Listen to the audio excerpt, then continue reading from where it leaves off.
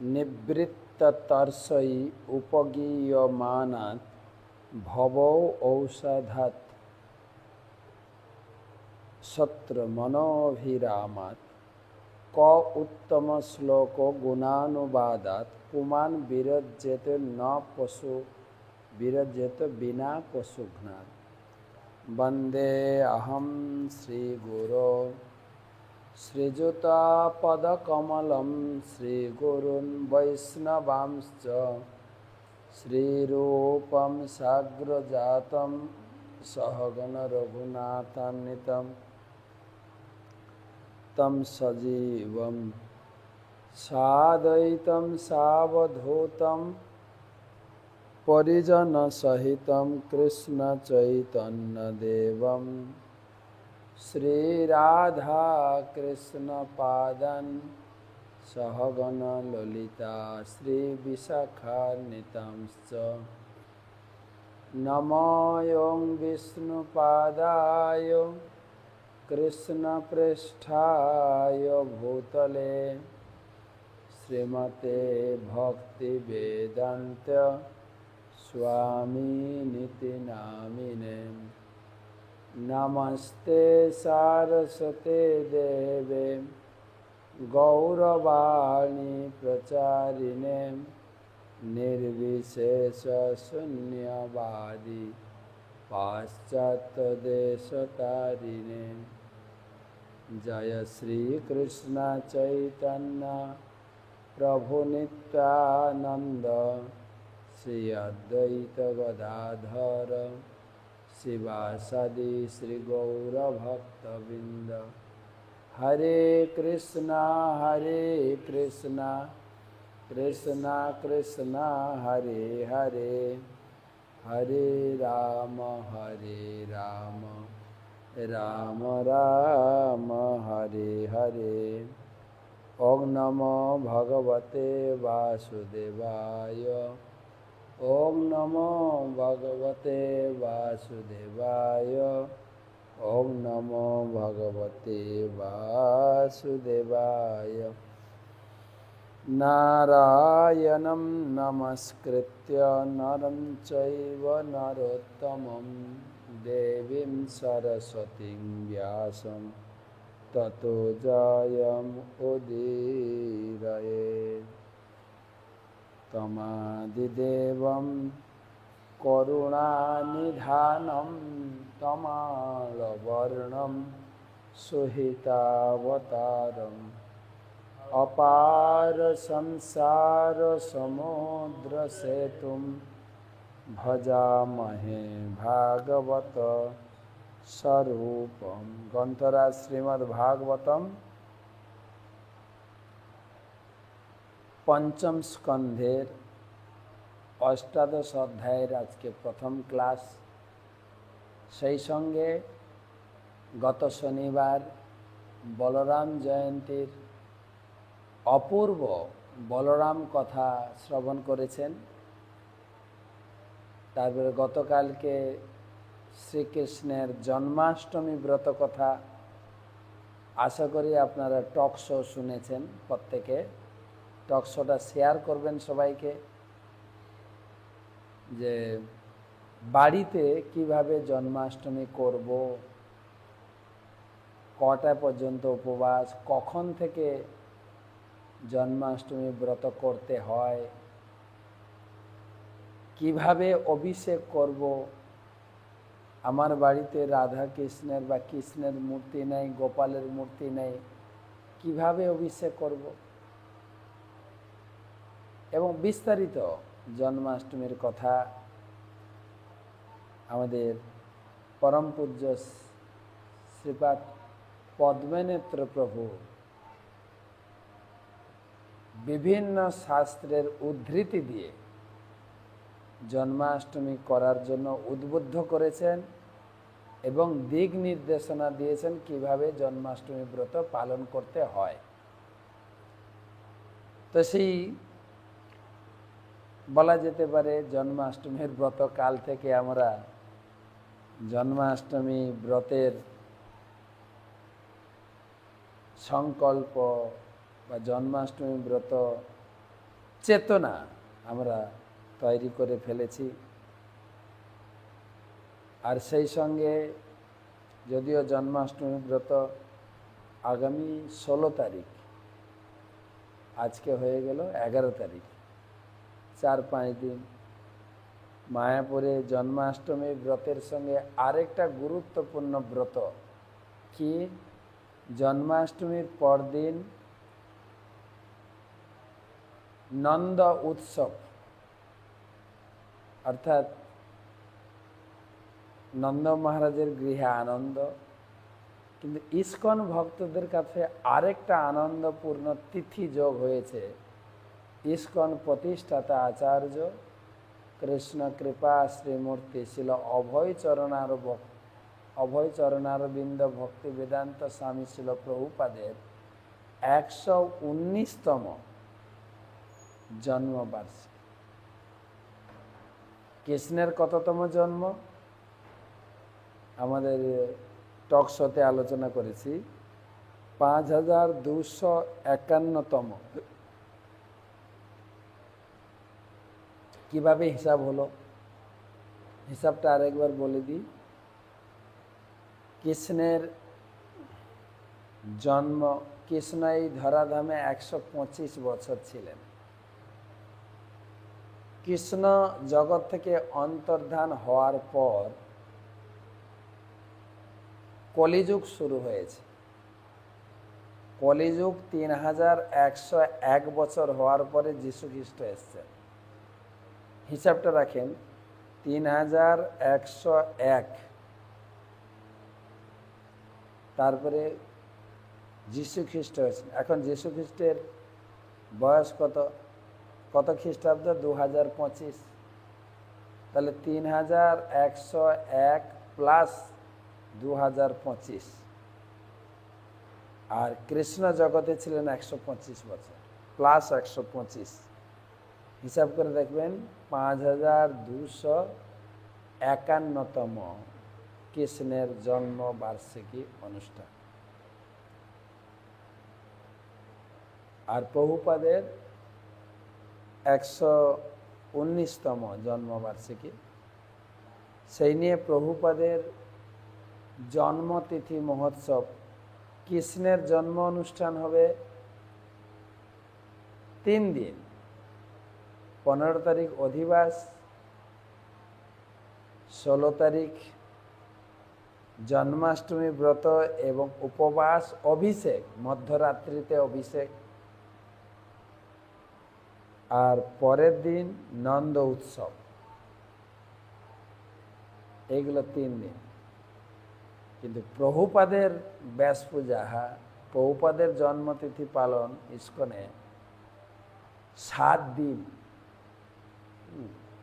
11, 12, 13, 14, 15, 16, 17, 7 দিন। আজ থেকে শুরু হয়ে গেল। মায়াপুরে 2 জায়গায় ব্যাস পূজা হয়েছে। প্রহ্লাদ সানডে স্কুল বাচ্চারা তারা একত্রিতভাবে প্রভুপাদের ব্যাস পূজা জন্মোৎসব করেছেন। তারপরে মায়াপুরের সমস্ত ব্রহ্মচারী সম্মিলিত হয়ে গুরু মহারাজের সান্নিধ্যে তারা প্রভুপাদের ব্যাস পূজা পালন করেছেন। কালকে একটা ডিপার্টমেন্টে হবে, আরেকটা ডিভিশনে হবে। এই 7 দিন ব্যাপী প্রভুপাদের জন্ম। তো যাই হোক, সুখদেব গোস্বামী পরীক্ষিত মহারাজের সামনে কৃষ্ণের বিবিধ লীলা সংক্ষেপে বলতে গিয়ে, ভগবানের অনন্ত লীলা, প্রতি সেকেন্ডে আগে একটা লীলা, আর 125 বছর ছিলেন। সংক্ষেপে সুখদেব গোস্বামী ভগবানের 90টা লীলার কথা তুলে ধরেছেন ভাগবতমের 10ম স্কন্ধে। আর তিনি বললেন যে প্রত্যেকের সেই ভাগবতমে ভগবানের লীলা শ্রবণ করা উচিত। নিবৃত্ত তস্যৈ উপগীয়মানাৎ ভব ঔষধাৎ অত্র মনোভিরামাৎ। আমাদের যে ভবরোগ হয়েছে এই কৃষ্ণলীলা শ্রবণ করলে রোগ সারবে। ক উত্তম শ্লোক গুণানুবাদাত, ভগবানের এই লীলামৃত কে শ্রবণ করবে না? কে শ্রবণ করবে না? পুমান বিরজ্যতে বিনা পশু ঘ্রাণ।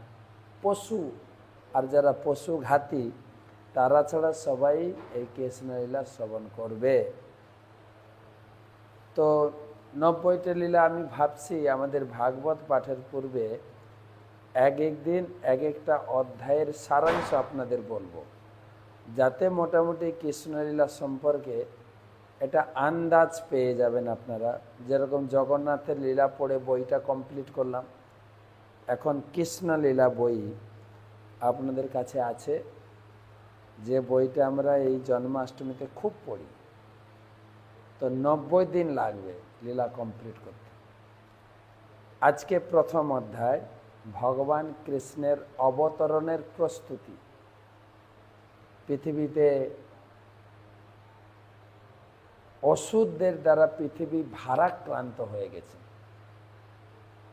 আর অত্যন্ত ভারাক্রান্ত হয়ে পৃথিবী মাতা ধরিত্রী রূপ ধারণ করে ব্রহ্মার সদনে পৌঁছেছে।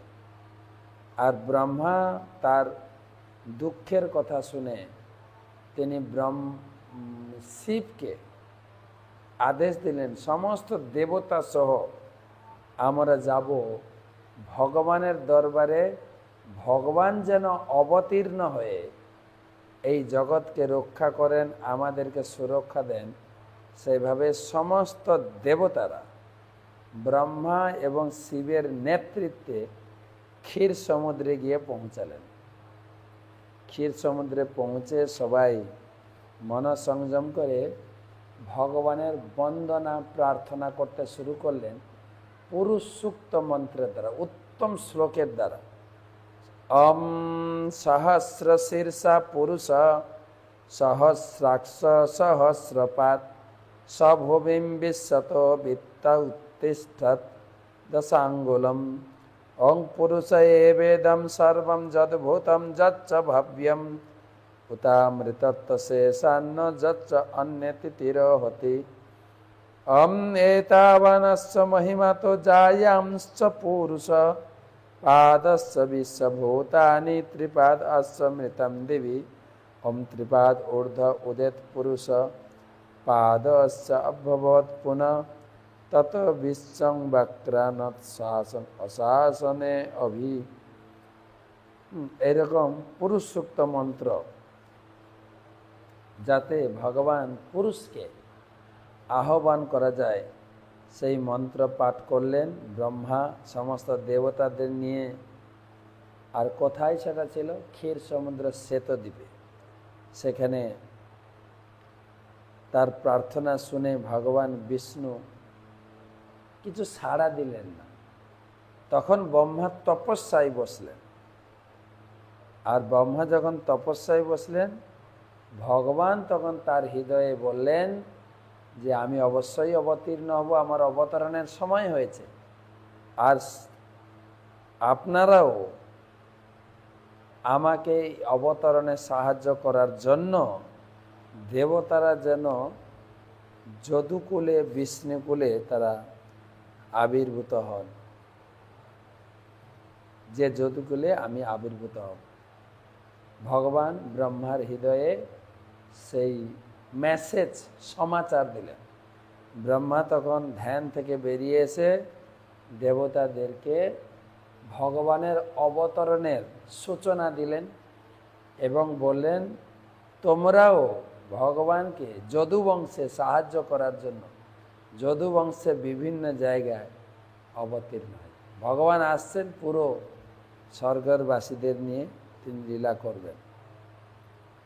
তো তারপরে সবাই যে যার স্বর্গলোকে, ব্রহ্মলোকে, কৈলাসে সবাই ফিরে গেলেন। এবারে ভগবানের আবির্ভাবের প্রস্তুতি। যদুবংশের নেতা সুরসেন, যিনি মথুরাতে রাজত্ব স্থাপন করেছিলেন, তার পুত্র দেবক, দেবকের পুত্র দেবকী,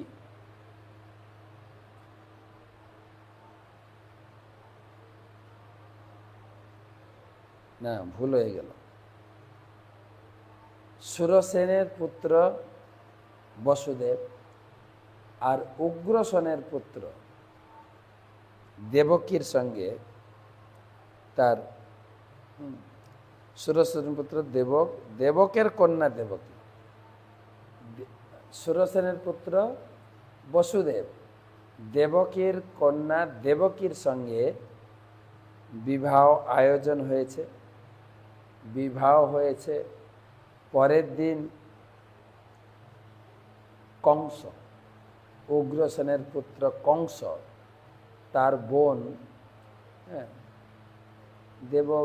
দেবকী কি করে বোন হলো? খুঁড়তুতো বাজকে কিভাবে তার বোন। তো বোনকে বাড়িতে, শ্বশুর বাড়িতে ছাড়তে যাবে, নিজে রথ চালিয়ে নিয়ে যাচ্ছেন। প্রথা ছিল যে আগেকার দিনে মেয়ে যেহেতু প্রথমবার শ্বশুর বাড়ি যাচ্ছে, নিঃসঙ্গ বা একলা বোধ না করে তার সঙ্গে ভাই বোন যায়। এখন তো ভাই বোন নেই, কে যাবে? আর যাওয়ারও দরকার নেই, কেননা মেয়েরা নিজেরা ভালোবাসে বিয়ে করে তো আগে থেকেই শ্বশুর বাড়ির সঙ্গে পরিচিত হয়ে যায়, লেনদেনও হয়ে যায়। সেই জন্য এখন নিঃসঙ্গ বোধ করে না। আগে ছিল মেয়ে জানতো না কোন বাড়িতে আমার বিয়ে হচ্ছে,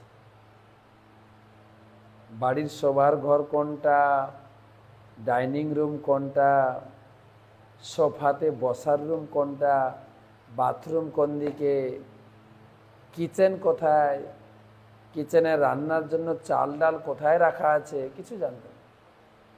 সেই জন্য তার সঙ্গে একজন ভাই বা বোন যেত, তাকে হেল্পার। তারপরে সরাসরি শাশুড়িকেও জিজ্ঞেস করা যাবে না, শাশুড়ি তো ভীষণ জটিল। তো সেই জন্য কংস তার বোনের এবং জামাইয়ের রথ চালিয়ে নিয়ে যাচ্ছেন, আর দেবক তার কন্যার বিবাহে অতুল ঐশ্বর্য দান করেছিলেন। সুবর্ণ অলঙ্কারে ভূষিত 400 হাতি, 15,000 সুসজ্জিত অশ্ব, 1800 রথ দান করেছিলেন এবং 200 সুন্দরী দাসী দেবকীর সঙ্গে গিয়েছিলেন। ক্ষত্রিয়দের এই প্রথা, প্রচুর পরিমাণে এই দাহেজ উৎকচ দান করা। আর তারা যখন যাচ্ছিলেন বিশাল প্রসেশন করে, হঠাৎ দৈববাণী হলো, আর যাওয়ার সময় প্রচুর পরিমাণে বাদ্য বাজনা, ব্যান্ড পার্টি, ভেরি, তুরক বাজছে। আর হঠাৎই তার মাঝে দৈববাণী হলো, মূর্খ কংস, তুমি একটা নির্বোধ, বুদ্ধি শুদ্ধি নাই, যাকে তুমি রথ চালিয়ে নিয়ে যাচ্ছ আদর করে, সেই বোনের অষ্টম গর্ভের সন্তান তোমার মৃত্যুর কারণ হবে। আর এমনি কংস ছিল আসরিক ভাবাপন্ন। যখনই মৃত্যুর খবর পেয়েছেন, রথের লাগাম ছেড়ে দিয়ে বাম হাতে চুলের মুঠি ধরেছেন দেবকী, ডান হাতে তরোয়াল বের করে হত্যা করুন। এই হচ্ছে বহুপাত লিখছেন আসরিক লোকেদের চিন্তা ভাবনা। যখনই স্বার্থে ঘা লাগবে, ভাই বোন বাবাকে মারতেও দ্বিধাদ্বন্দ্ব করে না। এখন তো দেবকীকে মারতে উঠতে, এই অধ্যায়ের শেষের দিকে দেখব তিনি নিজের বাবা সুরসেনকেও বন্দী করেছেন, যে নিজে রাজা হয়েছে। তো দেবকীকে মারতে উদ্যত হয়েছেন, আর তো তাকে রক্ষা করবে কে? নিজের ভাই মারতে এসছে। তখন তার বর, যার সঙ্গে বিয়ে হয়েছে বসুদেব, তিনি রক্ষা করার জন্য এগিয়ে। মহিলাদের 3টি আশ্রয়, বিয়ের আগে বাবা মা, বিয়ের পরে স্বামী, আর ছেলে বড় হলে ছেলের আশ্রয়। এখন বিয়ে হয়ে গেছে, বাবা মার দায়িত্ব চলে গেছে, ভাই তো মারতে হয়ে এসছে। বসুদেবের দায়িত্ব মাত্র একদিন বিয়ে হয়েছে। কংসকে নানাভাবে বোঝানোর চেষ্টা করুন, প্রিয় কংস, তুমি হচ্ছ ভোজ বংশের তেজস্বী রাজা, যশস্বী রাজা, সবাই তোমার সুখ্যাতি, বীরত্ব, তেজস্বী সবাই জানে। আর তুমি কেন একটা মহিলাকে মারতে উদ্যত হয়েছে? তোমার অপযশ হবে। আবার সে তোমার নিজের বোন। মৃত্যুকে ভয় করছো কেন? জন্ম হয়েছে যখন মৃত্যু হবে, এত মৃত্যুকে ভয় কিসে? অনেক তত্ত্ব কথা বলেছে,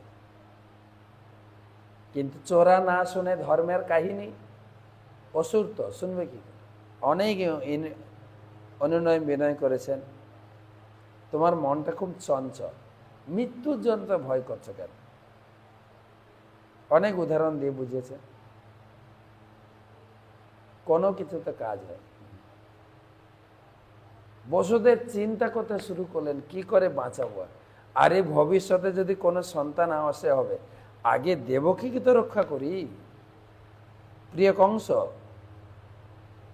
তোমার নববিবাহিতা পত্নী ভগ্নির প্রতি তোমার কোনো হিংসা পরায়ণ হওয়া উচিত নয় তো। এ তোমার বোন, আর এর থেকে তো তোমার ভয়ের কারণ নেই। এর গর্ভের সন্তান তোমার ভয়ের কারণ। আরে এও হতে পারে, ভবিষ্যতে তো কোনো সন্তানই হলো না দেবকী, তা তোমার ভয় কিসে? আর যদিও তুমি তাও ভয় করো যে ভবিষ্যতে সন্তান হবে, আমি তোমাকে কথা দিচ্ছি, দেবকের যদি কোনো সন্তান হয় আমি তোমার হাতে তুলে দেব। অনেক চেষ্টা করেছেন, বুঝতে চিন্তা করছেন যেভাবে আমি প্রচেষ্টা চালিয়ে যাই, প্রচেষ্টা চালাবো দেবকীকে রক্ষা করতে, তাতেও যদি ফেল হয় আমার কোনো অসুবিধা নেই, প্রচেষ্টা করে যাই যেভাবে দেবকীকে রক্ষা করতে হবে। অত্যন্ত সম্মানের সঙ্গে কংসকে বলতে লাগলেন, আমি কথা দিচ্ছি তোমার হাতে আমি প্রতিজ্ঞা করছি তোমার হাতে পূর্ণ করব, তোমার হাতে আমার সন্তানকে অর্পণ করব যদি ভবিষ্যতে কখনো দেবকীর সন্তান হয়।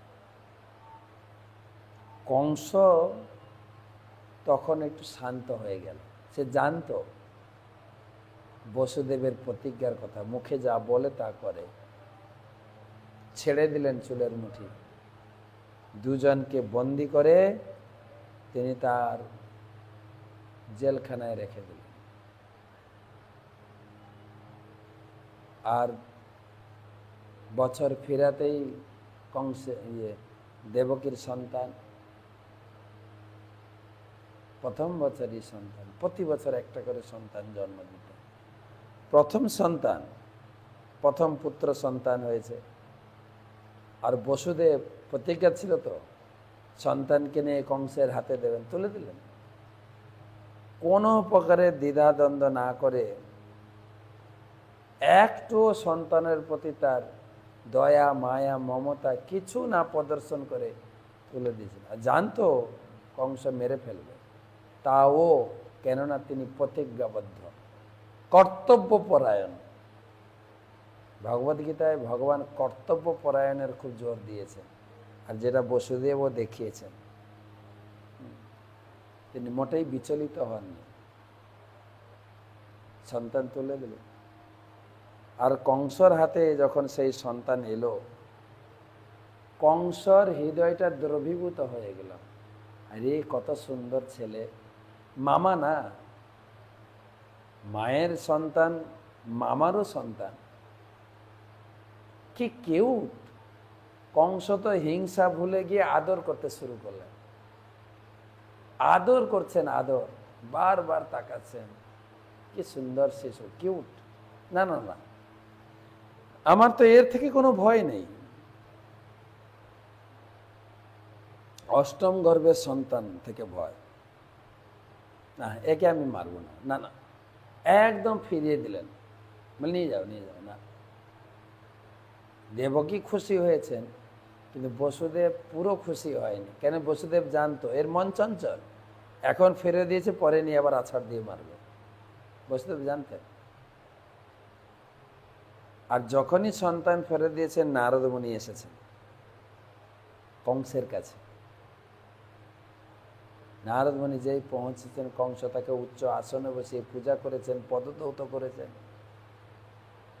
নারদ মুনির লেকচার দিচ্ছে কংস, মহারাজ কংস, তুমি কি আজকাল ভক্ত টক্ত হয়ে গেলে নাকি? বলছি কেন? আরে বসুদেবের সন্তানকে তুমি ফেরত দিলে কেন? কংস বলছে কেন? আমার তো সেই সন্তান থেকে ভয় নেই, আমার দৈববাণী হচ্ছে অষ্টম গর্ভের সন্তান, আমি এটাকে কেন হত্যা করব? কংসের ভিতরে দয়া এসে গেল, কিন্তু নারদ মুনি খেপালেন না, ওকে মারতে হবে।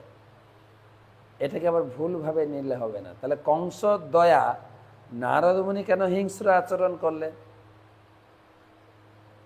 নারদ মুনির এই হিংস্রতা ভগবানকে তাড়াতাড়ি জগতে অবতরণ করানোর জন্য। কেন কংসের হৃদয়ে দয়া ভাব এসে গেলে ভগবান আসবেন না।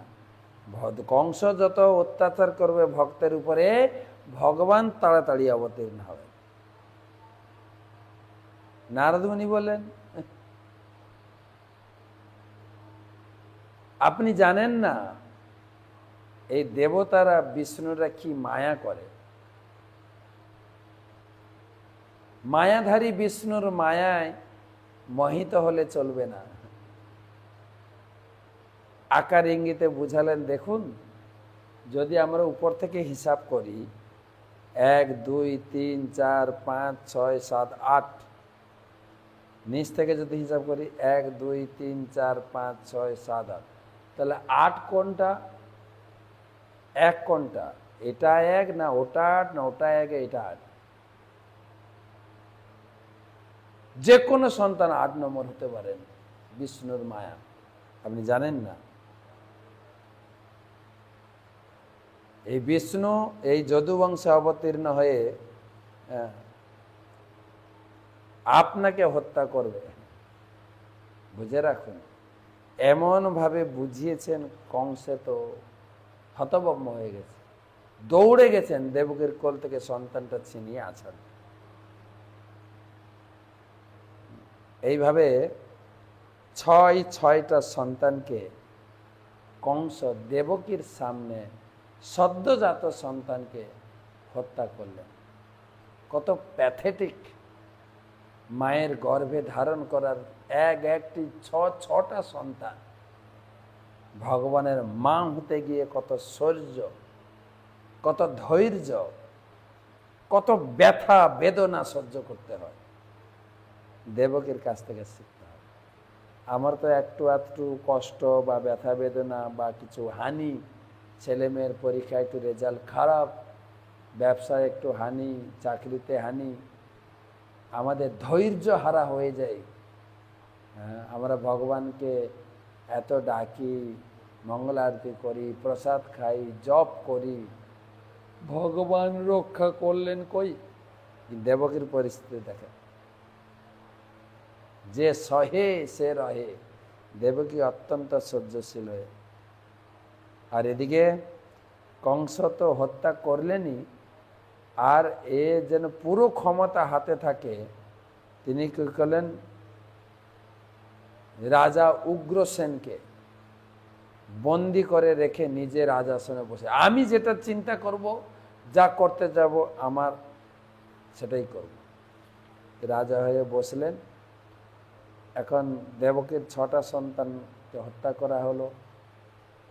ধারাবাহিক পরবর্তী আলোচনা 2য় অধ্যায়। একটু ভাগবতের আলোচনা শুরু করি। যে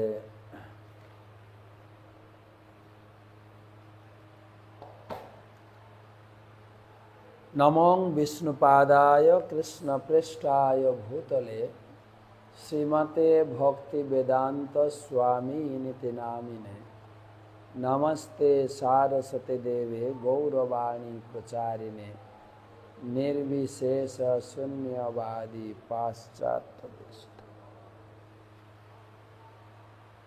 जय श्री कृष्ण चैतन्य प्रभु नित्यानंद শ্রী অদ্বৈত গদাধর শিবাসাদি শ্রী গৌর ভক্তবৃন্দ। হরে কৃষ্ণা কৃষ্ণা কৃষ্ণা হরে হরে, হরে রাম রাম রাম হরে হরে। ওং নমো ভগবতে বাসুদেবায়, ওং নমো ভগবতে বাসুদেবায়, ওং নমো ভগবতে বাসুদেবায়। নারায়ণং নমস্কৃত্যং নরং চৈব নরোত্তমং দেবীং সরস্বতীং ব্যাসং ততো জয়মুদীরয়ে। তমাদিদেবং করুণানিধানম তমালবর্ণম সুহিতাবতারম অপার সংসার সমুদ্র সেতুম ভজামহে ভাগবত স্বরূপম। গ্রন্থরাজ শ্রীমদ্ ভাগবতম মহাপুরাণ, পঞ্চম স্কন্ধ, অষ্টাদশ অধ্যায়, প্রথম ক্লাস, প্রথম শ্লোক থেকে আলোচনা করব। তিনখানা শ্লোক পড়ব আজকে। শ্রী শুক উবাচ, প্রথমে গুরুদেবের চরণে প্রণাম জানাই। নমঃ বিষ্ণুপাদায় কৃষ্ণপ্রেষ্ঠায় ভূতলে শ্রীমতে জয়পতাকা স্বামিনিতি নামিনে। নমো আচার্যপাদায় নিতাই কৃপা প্রদায়িনে গৌরকথা ধামদায় নগর। শ্রী শুক উবাচ, এটাও গদ্য শ্লোক। তথা চ ভদ্রশ্রবা নাম ধর্ম সুতস্তৎ কুলপতয় পুরুষা ভদ্রাস্য বর্ষে সাক্ষাৎ ভগবত বাসুদেবস্য প্রিয়াম তনুম ধর্মময়ীম হয়শীর্ষাবিধানম পরমেণ সমাধিনা সন্নিধাপ্যে দমভিগৃণন্ত উপধাবতী। অনুবাদ। এর আগে যা আলোচনা হয়েছিল সেখান থেকে লিঙ্ক হচ্ছে। সুখদেব গোস্বামী বললেন, ধর্মরাজের পুত্র ভদ্রশ্রবা ভদ্রাস্য বর্ষের অধিপতি।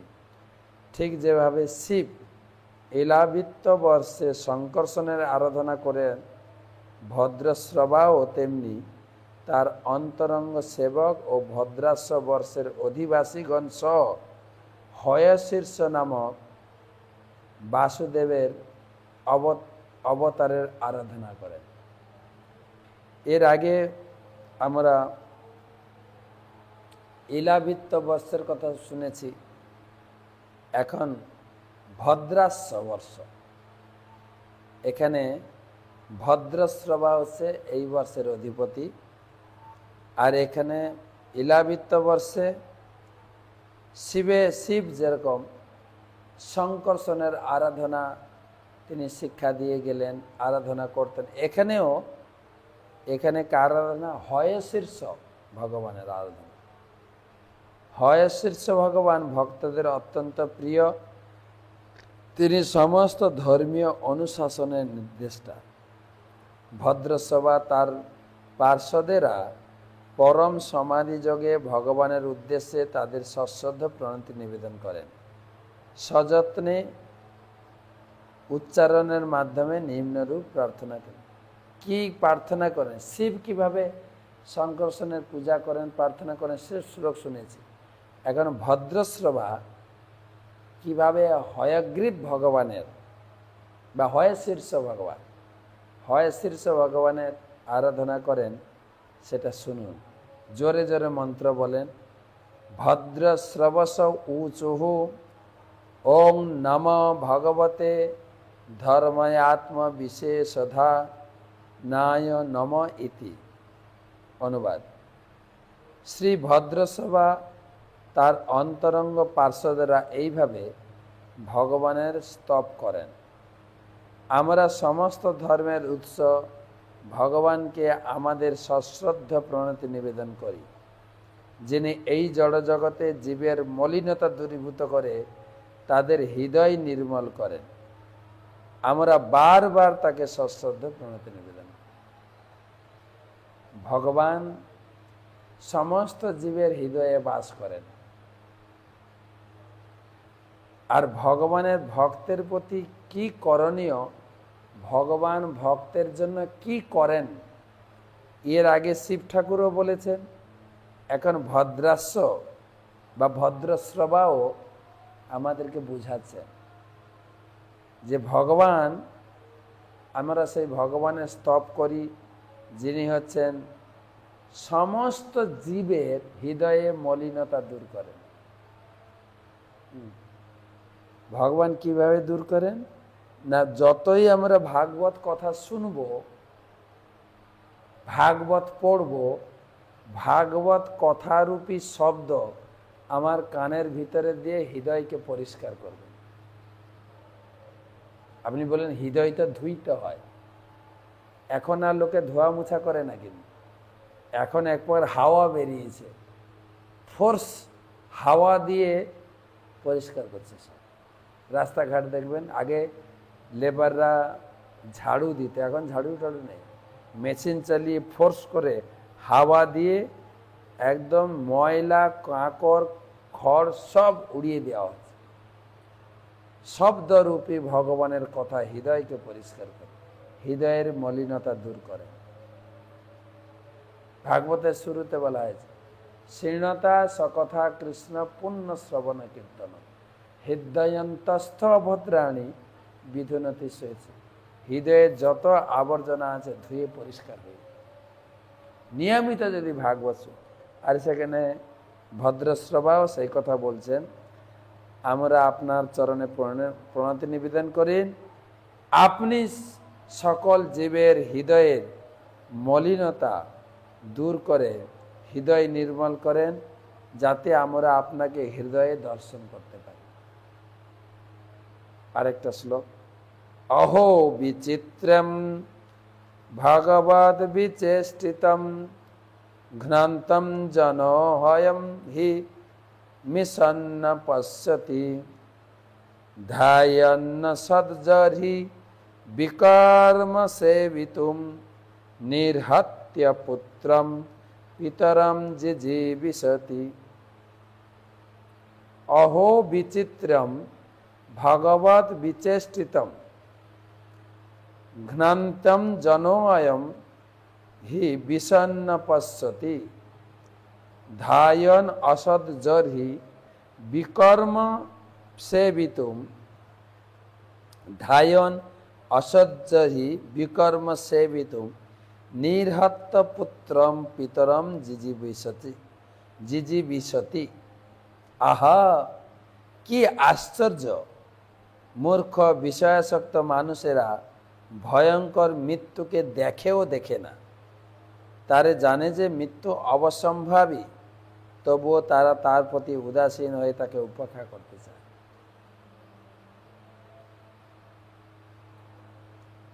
সবাইকে মৃত্যুবরণ করতে হবে, এমন নয় যে ধনী লোকেরা মরে না, কেবল গরিবরা মরছে না। হয়েসের বিশেষ করে ভদ্রশ্রবা তিনি ভগবানের কাছে প্রার্থনা করছেন, হে মূর্খ মানুষেরা, তোমরা জানো না সবাইকে মৃত্যুবরণ করতে, আর এই জগতে বেঁচে থাকার জন্য এমনকি উদাহরণ দিচ্ছে, পিতার মৃত্যু হলে পুত্র তার ধন সম্পদ উপভোগ করতে চায়, পুত্রের মৃত্যু হলেও পিতা তার ধন সম্পদ ভোগ করতে চায়। উভয় ক্ষেত্রে ধন, লব্ধ ধন জড় সুখ ভোগ করার ব্যর্থ চেষ্টা করে। দুটো কথা বলা হয়েছে, কিন্তু পিতা মারা যাওয়ার পরে পিতার সম্পত্তি আমি পাবো, ঘর বাড়ি টাকা পয়সা বিষয় সম্পত্তি, কিন্তু আরেকটা কথা বলেছে, পুত্র মৃত্যু হয়ে গেলে পিতাও পুত্রের সম্পত্তি ভোগ করে। পুত্রের কি সম্পত্তি? প্রভুপাদ খুব এইটাকে কেন্দ্র করে একটু ব্যাখ্যা করে গেলেন। কখনো কখনো পুত্রের মৃত্যুর পর পুত্রের সম্পত্তি পুত্রের স্ত্রী পুত্রবধূকেও অনেক পিতা ভোগ করছে। ভাগবতে লেখা হয়েছে এই কথা, ভদ্রশ্রবা সেই কথা বলছে, আর জগতে তা ঘটছে। অনেক অনেক পিতাই এসব দুষ্কর্ম করছে। অবাক লাগে শুনতে, লজ্জা লাগে শুনতে আমাদের ধর্মের এই সমস্ত চরিত্রহীন ব্যক্তিদের কথা। আমি কয়েকদিন মেদিনীপুরে বিভিন্ন মন্দিরে গিয়ে ভাগবত প্রচারের জন্য ঝুলনের কথা বলতাম, ভাগবত প্রচার করতাম। এক ভদ্রমহিলা এসে তাই বললেন, যেই রক্ষক সেই ভক্ষক। কি বলবো, নিজের বাড়ির কথা, যাদের আশ্রয়ে আছি তারাই উপভোগ করতে চায়।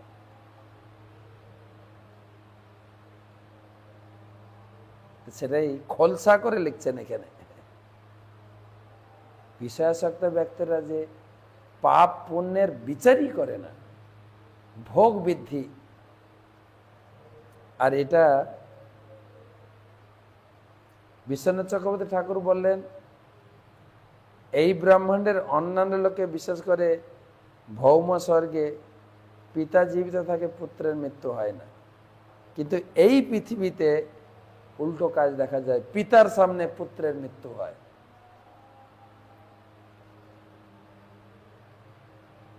আর বিষয়াসক্ত পিতা তার পুত্রের সম্পত্তি মহা আনন্দে ভোগ করে। সে দেখতে পায় না যে আমাকেও মৃত্যুবরণ করতে হবে। খুব কঠিন কথা। আজকে এই পর্যন্ত থাক, সময় হয়ে গেল। কালকে আবার ধারাবাহিক আলোচনা করব এবং জন্মাষ্টমীর কথায় দ্বিতীয় অধ্যায় থেকেও কিছু বলবো। শুভরাত্রি।